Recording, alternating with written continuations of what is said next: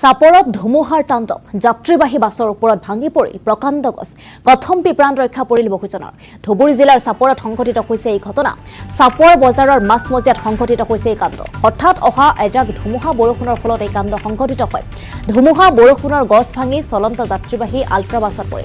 বাছখন গুৱাহাটীৰ পৰা ধুবুৰী অভিমুখে আহি আছিল তেনে সময়তে এই ঘটনা সংঘটিত হয় বাছখনত 20ৰ পৰা 25 জন যাত্ৰী আছে যাত্ৰীবাহী বাছখনৰ নম্বৰ উল্লেখ কৰিছো AS01 AC 0168 ধুমুহা বৰষুণৰ ফলত এখন ই-ৰিক্সাৰ ক্ষতিসাধন হয় ই-ৰিক্সাখনৰ নম্বৰ উল্লেখ কৰিছো AS17 AC 0474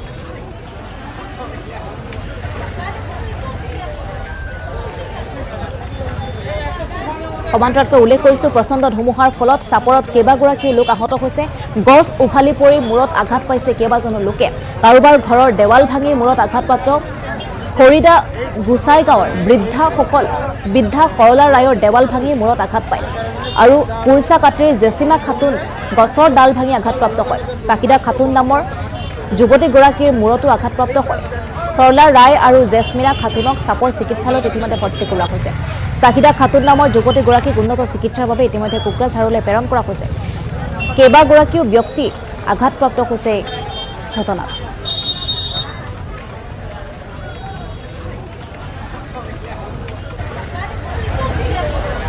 আমাৰ সাপৰ বজাৰৰ মাজমজিয়াত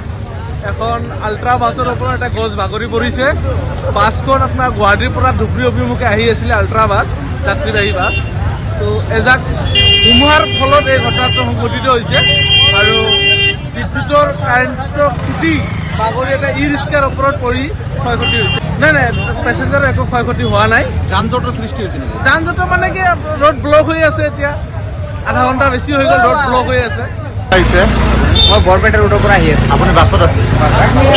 কি হৈছে আচলতে মানে আহি আছিলোঁ ধুমুহা বৰষুণৰ ফলত মানে আপোনাৰ গছ ডাইৰেক্ট গাড়ীৰ ওপৰত আল্ট্ৰা বাছত আছিল আল্ট্ৰা বাছ কিমানজন মানুহ আছে গম পায় নেকি মানুহ আনুমানিক কিমানজন আছিলে আমাৰ 20-25 জনমান হ'ব